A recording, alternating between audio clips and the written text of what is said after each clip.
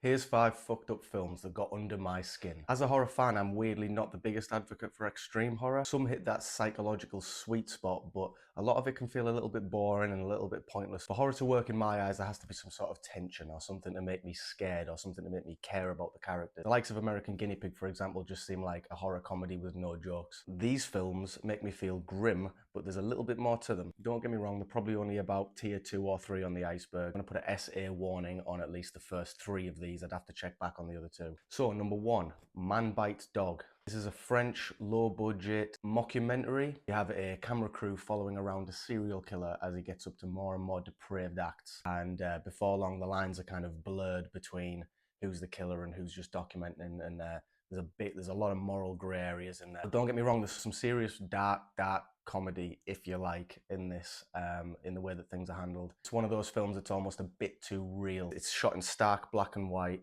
and as the camera crews start to sort of help out a little bit, things take a very nihilistic turn. It's more about that. It's more about the nihilistic overtone of the whole thing that really makes me feel so grim. Another one in a similar vein would be Henry, Portrait of a Serial Killer. I don't know if it's Michael Rooker's first role, but it's definitely his most intense. Again, this has a feel of just like pure nihilism to it. There are no good guys. It's somewhere between maybe Man Bites Dog and that film Naked with David Thewlis.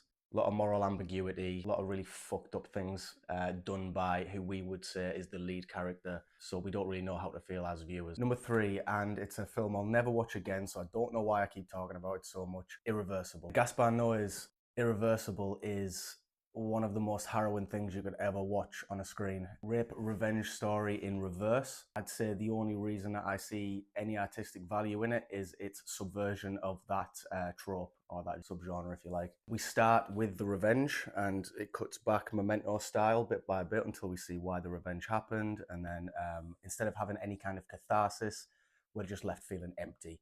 I only really like this because I don't feel like victims in rape revenge films are fully vindicated towards the end. Like, we as viewers are meant to feel good when they get their catharsis, but in reality, it wouldn't be that much of a simple deal.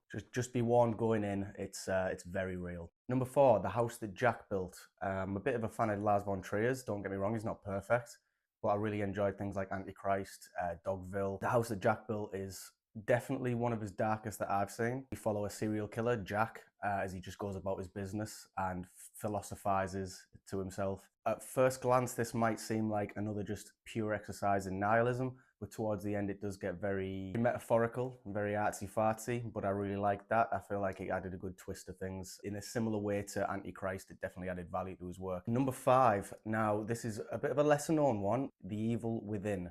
Not to be confused with The Game. The Evil Within follows a very troubled young man. I heard there was a lot of trouble in the production of this. I think it took a lot of years to make. It's a bit of a scattered project because of that, but it also has some of the most wicked and grim ideas for a horror film.